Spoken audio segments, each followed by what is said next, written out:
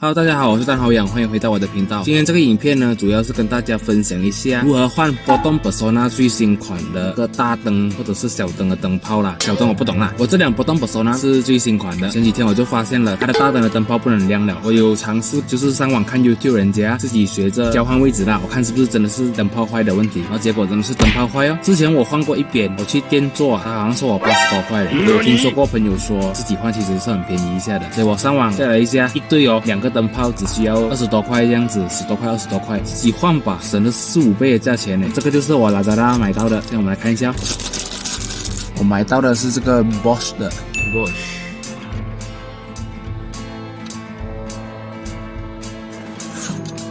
OK， 是2只脚的。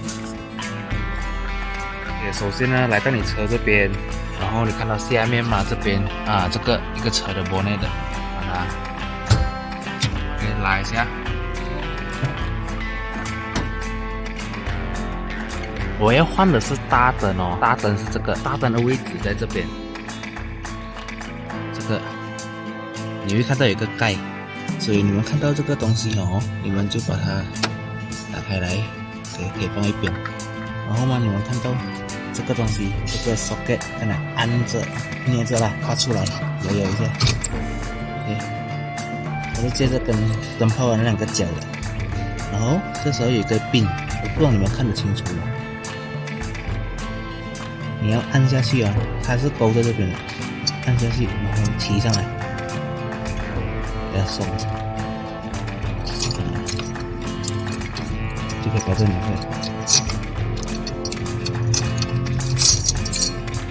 OK， 我手上的那一个是新的咯，刚才我从Lazada买的。你的角度要把它放好，你要把这个钩拉起来先，对，我放好位置，然后把这个钩放下去，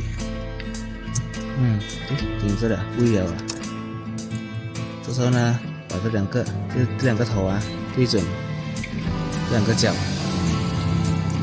跟它掉一声，好，没有。然后这时候把你的盖回去啊，锁紧紧。OK， 现在我来 try 看一下那个车 start 看它的灯有没有亮。